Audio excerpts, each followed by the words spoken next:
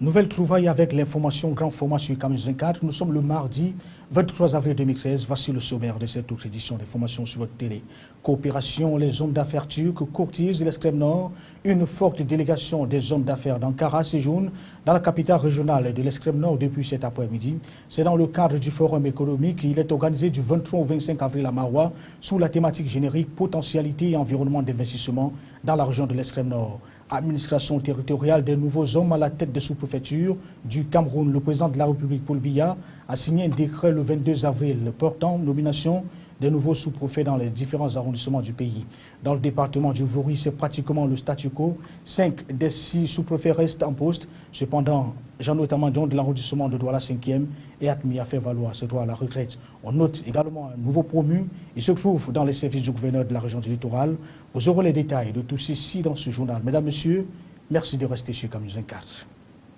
Bonsoir à tous. On l'a dit en titre, comptable d'affaires, les rencontres entre les missionnaires du consortium ABBA et les membres du gouvernement se poursuivent. Au cours de leur deuxième journée de leur visite au Cameroun, la délégation conduite par Hassan Ali Bin Ali, PDG du dit consortium, a été reçue ce 23 avril 2013 en audience par le ministère de l'Eau et de l'Énergie, des travaux publics et le directeur général de la Cameroun Telecommunication, Camtel. Il faut dire qu'au ministère de l'Eau, le docteur Basile Atangana Kouna s'est dit satisfait de recevoir Hassan Ali Bin Ali, fondant ainsi l'espoir de voir cette coopération se concrétiser en actes palpables à travers la construction des infrastructures de production d'énergie, dont les barrages et la fourniture de la ville de Yaoundé en eau potable dans l'après-midi. Les invités du gouvernement camerounais ont poursuivi leur mission de prospection par une autre audience au ministère des Travaux publics. Ici, c'est le secrétaire d'État auprès du dit ministère, Hans Nietam, qui s'est donc offert le luxe de les accueillir. 4 projets prioritaires relatifs aux infrastructures routières assortis d'études actualisées retiennent l'attention des investisseurs du groupe ABBA. Il s'agit de l'autoroute Yaoundé-Simalène, longue de 11 km, la Ring Route, longue de 235 km, la route Ebolova Akom 2 Kribi, longue de 170 km, et la route Bakebe-Fontem, longue de 95 km. Nous y reviendrons dans nos prochaines éditions d'information. Allons cette fois parler de cette autre coopération, et cette fois avec les hommes d'affaires turcs qui courtisent dans la région de l'extrême nord Cameroun. Une forte délégation des hommes d'affaires d'Ankara séjourne depuis ce matin dans la région de l'extrême nord. La série d'échanges attendus ici entre les opérateurs économiques de la région et leurs homologues turcs intervient quelques jours seulement après la toute première visite du chef de l'État Paul Biya en Turquie. C'était du 25 au 28 mars dernier. L'extrême nord semble être le tout premier bénéficiaire des retombées des rencontres entre les milieux d'affaires des deux pays. Ce forum économique va ainsi permettre aux opérateurs économiques de la région de l'extrême nord et leurs homologues de scruter les voies et moyens d'investir pour un lendemain radieux dans le monde des affaires. Une trentaine d'hommes d'affaires viennent ainsi de frôler le sol de la région. Ils ont été accueillis par une crème des autorités de la région, au premier rang desquels le gouverneur Awafonka Augustin. En attendant donc l'ouverture du forum économique placé sous le thème « Potentialité et environnement d'investissement dans la région de l'extrême nord », prévu pour demain, mercredi 26 avril, donc pour demain mercredi, la délégation turque a procédé cet après-midi déjà à la visite de quelques réalisations de la Turquie dans la région à travers l'association camerounaise pour l'aide à la solidarité, en abrégé CAMAS. Parlons cette fois des normes et de la qualité avec l'ANOR qui veut se protéger donc et protéger également les consommateurs.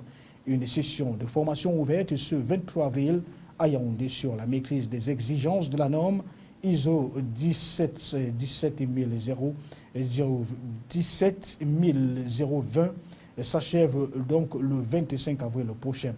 Une vingtaine de cadres de l'agence y prennent part. Explication Jean-Pierre Bitongo, Alexis Claude-Amougou, Divinapi pour le récit. À l'ouverture de cette rencontre, l'on a appris que ces motivations sont à chercher dans les inspections conduites par les services et qui ne sont pas toujours acceptées par les acteurs socio-économiques. Ainsi, l'ANOR a le devoir de disposer d'un personnel outillé, qualifié et compétent, capable d'accomplir avec efficacité et professionnalisme ces inspections. L'objectif de cette session de formation, comme dans tout organisme qui se veut tourner vers l'amélioration. Il s'agit pour la Nord d'améliorer de renforcer les capacités de son personnel qui y travaille tous les jours.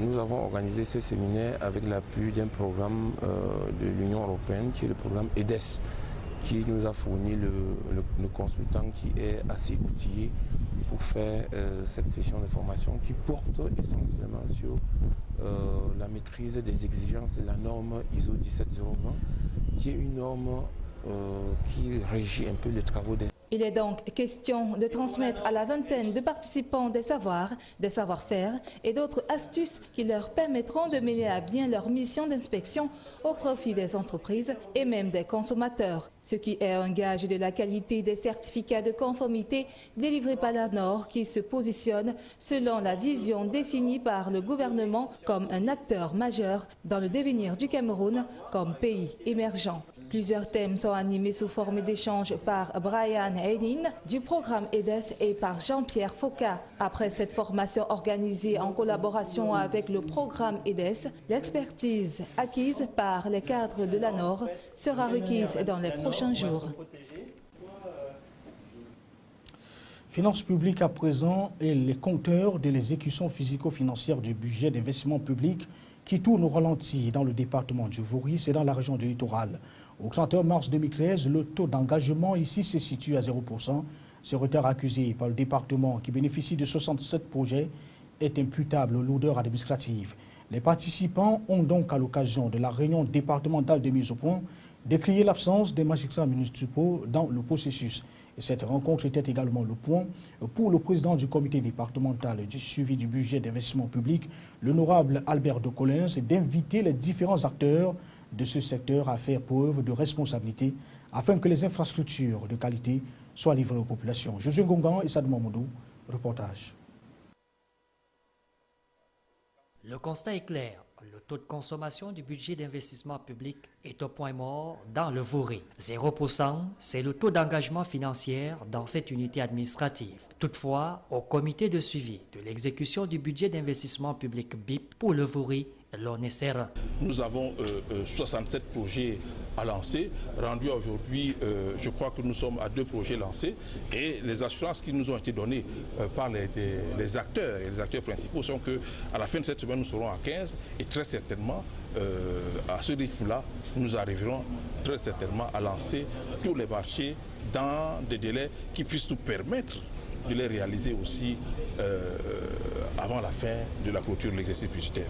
Sérénité qui contraste avec le comportement des maires du département, lesquels, dira le président du comité de suivi du BIP pour le Vouri, ont encore de la peine à s'arrimer à la nouvelle donne. Nonobstant cette réalité, le comité entend tout de même atteindre ses objectifs. Dans cette veine, les zones insulaires feront l'objet d'une attention particulière au cours de cet exercice budgétaire et les entrepreneurs pourront désormais exécuter en toute quiétude les travaux à eux confiés. Nous allons donc travailler dans le sens de faire en sorte que l'administration centrale puisse prendre en compte ces coûts supplémentaires qu'induisent des travaux au niveau des zones insulaires. Pendant ce temps, les ressources propres internes, mieux la gestion départementale, elle, couvre 67 projets pour une enveloppe globale de près de 725 millions de francs CFA. Toutefois, rappelle le président, les projets doivent être de haute qualité, mieux le taux d'exécution des projets dans le cadre du budget d'investissement public de 91,91% réalisé l'an dernier doit être repoussé afin d'atteindre le cap de 100% d'ici le 31 décembre 2013. Le management public comme pilier de l'émergence du Cameroun à l'horizon 2005. Le sujet vient d'être abordé par les responsables de l'Institut supérieur de management public. Ces derniers ont séjourné dans la capitale régionale du Sud, à Boulevard. Et l'objectif principal de cette descente sur le terrain était d'inviter les responsables des services publics et surtout les collectivités territoriales décentralisées à s'approprier les outils de management en vue de maximiser le rendement de leur structure. Les détails, c'est avec lui de Gonzanga, Akanj Banda, Bintou Akoum pour le récit.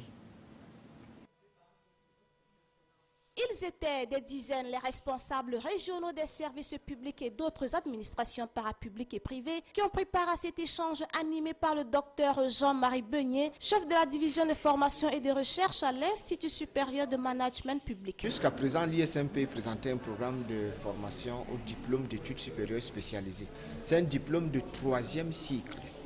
Parce que nous ne voyons pas pourquoi est-ce qu'on va empêcher les agents de l'État de poursuivre le processus de formation. Outre cette offre de service, le chef de mission a présenté l'option LMD empreinte par cette institution pour ses filières de management public et de gestion des collectivités territoriales décentralisées pour lui à l'heure où la gouvernance constitue un vecteur de croissance. On n'attendait que ça dans notre région, porter l'information sur la structure qui s'occupe de la fédération de l'administration camerounaise. Et c'est l'ISNP qui est venu ce matin porter l'information donc aux délégués et aux chefs de services régionaux.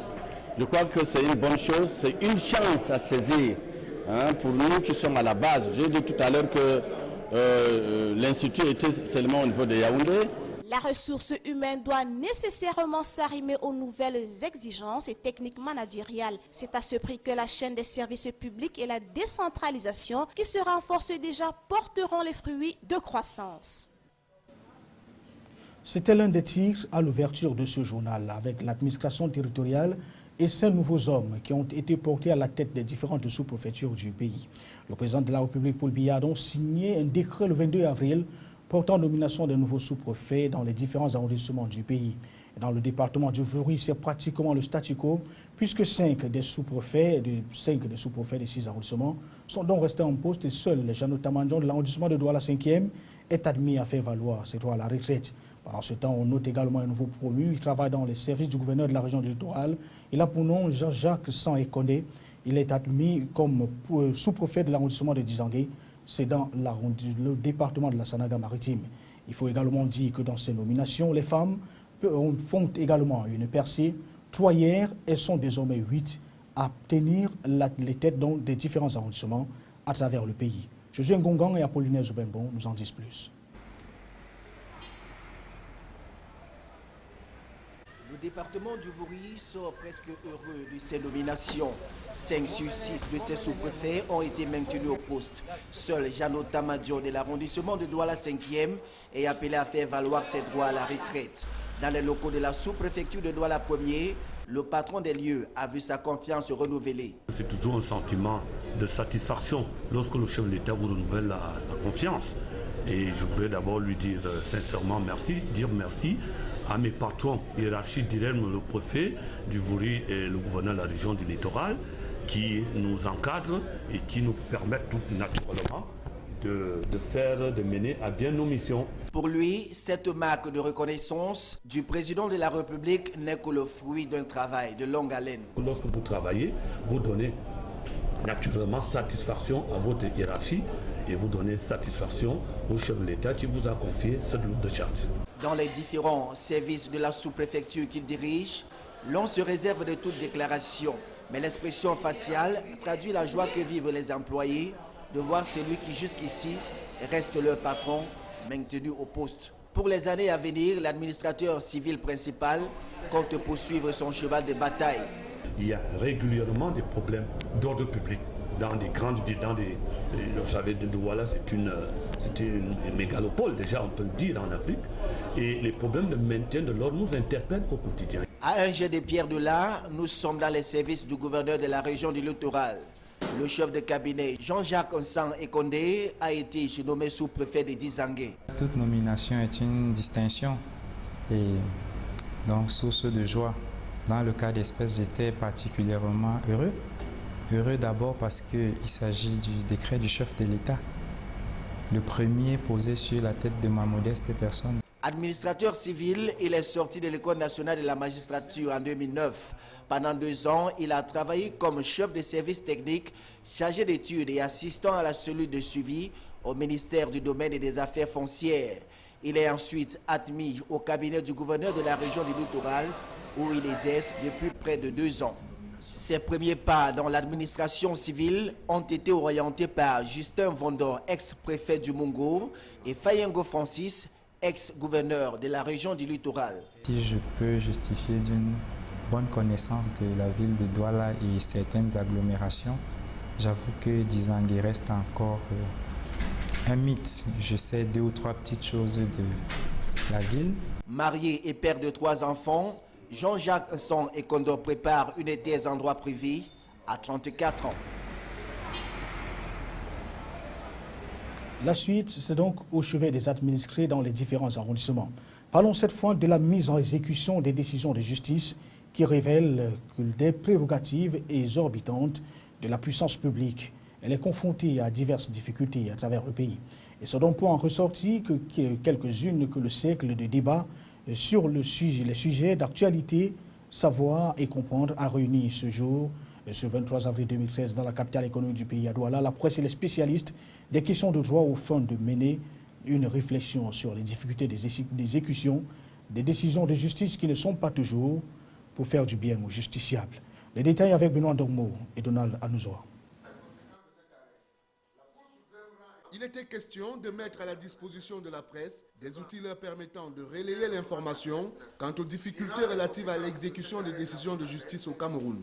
Les thèmes de réflexion porteront tour à tour sur la compréhension du principe de droit, sur l'autorité de la chose jugée, de l'implication des autorités administratives et judiciaires dans la non-exécution des décisions de justice. L'autorité de la chose jugée, c'est au cœur de l'état de droit. C'est quelque chose qui est au cœur de l'état de droit. C'est quelque chose qui concerne tout le monde, et notamment les populations.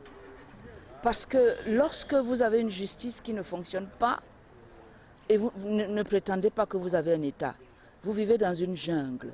Vous vivez dans un État où l'insécurité est inscrite dans vos institutions. Une décision rendue par un juge d'instruction ne satisfait pas au procureur qui sollicite l'autorité administrative d'apposer les perspectives de détention administrative, comme pour annuler effectivement l'autorité de la chose jugée, en créant un imbroglio, voire une subordination manifeste de l'autorité judiciaire devant l'autorité administrative. L'exécution des décisions de justice, même quand elles émanent de la supra-juridiction, devient problématique pour ceux en faveur de qui justice devrait être rendue.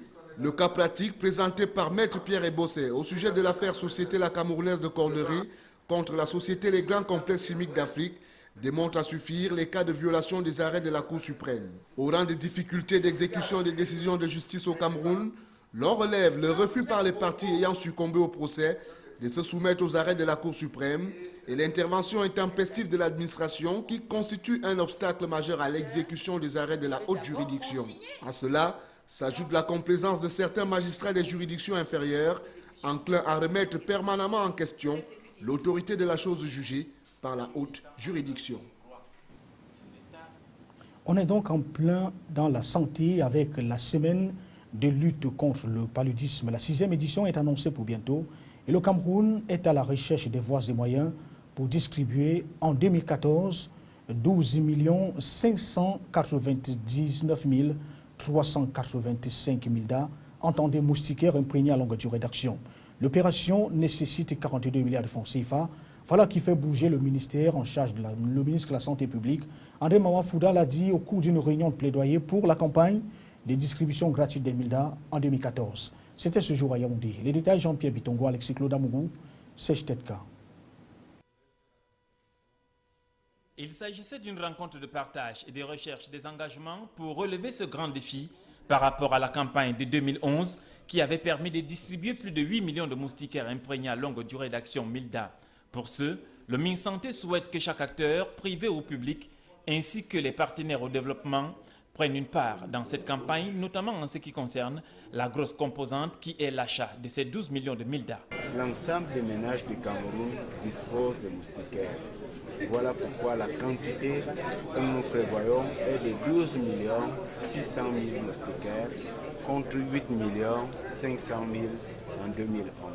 Ce qui n'est pas un coup d'épée dans l'eau puisque le secrétaire permanent du programme national de lutte contre le paludisme corrobore. Il faut distribuer des moustiquaires imprégnés en 2014. Et on a le défi le défi qui nous interpelle dans 2 ans avec les OMD, où il faut réduire de 2 tiers la mortalité infantile et de 3 quarts la mortalité maternelle. C'est pour dire qu'une action doit être entreprise. L'objet de cette réunion, c'était justement d'informer sur la question, de susciter, n'est-ce pas, l'adhésion des partenaires pour qu'ensemble on mobilise les 43 milliards qu'il faut pour cette campagne. Rappelons que le 25 avril prochain, le Cameroun va célébrer de concert avec la communauté internationale la 6e journée mondiale de lutte contre le paludisme sous le thème « Investir dans le futur, vaincre le paludisme ». Était aussi présent à ces assises le secrétaire d'État chargé de la lutte contre les épidémies et les pandémies, Halim Ayatou, la représentante de l'OMS au Cameroun, Dr Charlotte Fatindiaï et bien d'autres personnalités. En santé encore, sauvons des vies, prévenons des infirmités, vaccinons nos enfants. C'est sous ce thème que sera lancée dès le 26 avril la 2e semaine mondiale de vaccination. L'événement sera couplé à la première semaine d'action de santé et de nutrition infantile en temps des SASNIM 2013. Les contours de ces 2 éditions ont été présentés au cours d'un point de presse donné ce jour par les responsables de la délégation régionale en charge de la santé pour le littoral. Albertine Bichaga, Josué Ngongan nous en disent plus. Ce sont environ 4000 personnels de santé qui seront déployés dès le 26 avril dans la région du littoral pour administrer les vaccins du PEV, programme élargi de vaccination aux populations éligibles à cette édition. Il s'agit des enfants âgés de 0 à 11 mois et des femmes enceintes pour tous les vaccins du PEV, des enfants de 6 mois à 5 ans et des femmes en postpartum immédiat pour l'administration de la vitamine A, des enfants de 1 à 5 ans pour le déparasitage au vermifuge et des femmes enceintes à partir du 4e mois de la grossesse pour le traitement préventif intermittent contre le paludisme. Nous avons environ 21 000 enfants à rechercher dans la vaccination. Et pour les autres cibles, vous avez vu, il y a soit des centaines de milliers, en tout cas plusieurs milliers pour le mébendazole, c'est-à-dire que le vermifuge. Pour les femmes enceintes, il y a aussi plusieurs milliers qu'on doit rechercher pour pouvoir les vacciner et leur donner la vitamine A. L'une des particularités cette année sera l'administration du vermifuge dans les écoles maternelles par les enseignants et la distribution des moustiquaires imprégnés aux femmes enceintes. Lorsqu'il y a 1000 naissances, 1000 femmes vont accoucher, il y a 144 qui meurent. Du fait peut-être du paludisme, parce que la femme n'a pas été traitée, elle n'est pas allée prendre son traitement préventif intermittent contre le paludisme pendant sa grossesse.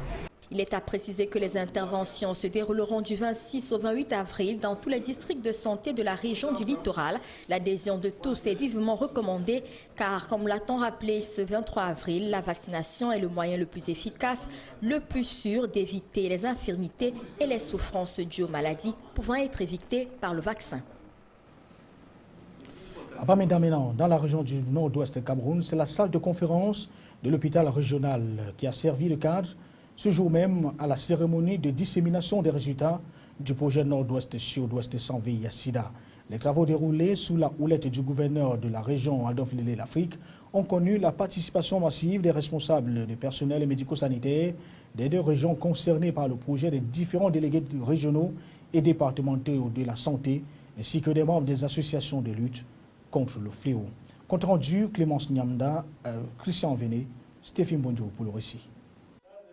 C'est sur une projection de PowerPoint que les résultats obtenus pour cette première année d'implémentation du projet Nord-Ouest Sud-Ouest sans VIH ont été présentés au public par le professeur T. Pius, directeur de service de santé de la Cameroon Baptist Convention. Résultats qui, pour un début, sont assez satisfaisants. Nous sommes satisfaits pour les résultats parce que dès le commencement, ils n'avaient pas toutes les formations sanitaires qui offrent les services PDM. Maintenant, c'est presque toutes les formations sanitaires au nord-ouest et sud-ouest. La transmission du VIH de la mère à l'enfant demeure aujourd'hui un problème qui se pose avec acuité tant dans les régions du nord-ouest et du sud-ouest que dans le reste du pays.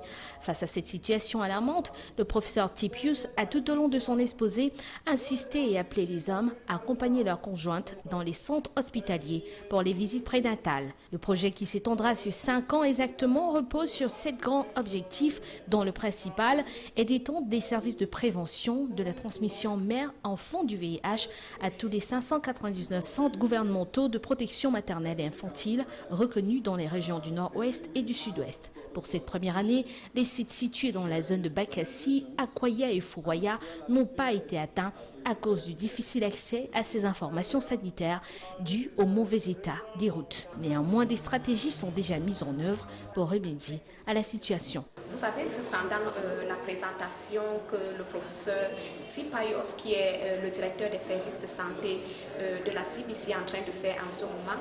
Selon donc cette présentation, vous avez vu que nous travaillons en collaboration avec beaucoup d'organes de médias. Nous travaillons en étroite collaboration avec 44 maisons de médias. Il sera donc question pour les organisations communautaires, les pères éducateurs, bref, pour tous les acteurs de ce projet, de redoubler d'efforts afin d'atteindre les femmes enceintes, leurs partenaires et leurs enfants exposés au bout de 5 ans. À l'étranger, dans cette édition d'information, on parle dans le secteur de la société avec le Parlement français qui a adopté le projet de loi sur le mariage homosexuel. Pendant ce temps, en Libye, aucune revendication sur l'attentat contre l'ambassade de France. C'était ce jour même à Tripoli et puis en industrie. L'extinction définitive des fourneaux de Ouflorange démarrera mercredi selon la direction de l'entreprise. L'AFP nous fait le résumé de l'actualité internationale. Sans surprise, la France devient le 9e pays européen à autoriser le mariage homosexuel. Le projet de loi a été voté à l'Assemblée nationale. L'opposition a d'ores et déjà prévu un recours devant le Conseil constitutionnel. Toujours aucune revendication de l'attentat contre l'ambassade de France à Tripoli. Des gendarmes du GIGN ont été envoyés sur place selon le ministre des Affaires étrangères, Laurent Fabius. L'explosion, provoquée vers 7 h, heure locale, par une voiture piégée devant l'ambassade, a fait 2 blessés. Redoutée et annoncée depuis des mois, l'extinction définitive des hauts fourneaux de Florange en Moselle démarrera mercredi selon la direction. Le processus prendra 2 jours. 122 salariés en attente de reclassement devraient être mobilisés pour cette opération. Rachida Dati jette l'éponge. Elle se retire de la primaire UMP à Paris en vue des municipales de 2014. La députée européenne laisse ainsi le champ libre à Nathalie Kosciusko-Morizet, qu'elle considère comme déjà choisie par les médias et le système. Si l'industrie automobile a un avenir, il sera en Chine. Le salon de Shanghai, qui a ouvert ses portes récemment, est là pour nous le rappeler. La Chine est en effet le premier marché automobile du monde. L'an dernier, 19 millions de véhicules neufs ont été immatriculés dans le pays, avec un engouement certain pour les véhicules 4x4, au détriment des voitures propres. Voilà, c'est ici que nous mettons un terme à cette édition d'information sur CAMU24. Au nom de toute la réalisation et de toute l'équipe technique, nous vous souhaitons de passer de bons moments en compagnie de nos programmes qui se poursuivent. Le rendez-vous est pris pour demain à 20 h. Ce sera un nouveau rendez-vous, édition du mercredi. Bonsoir.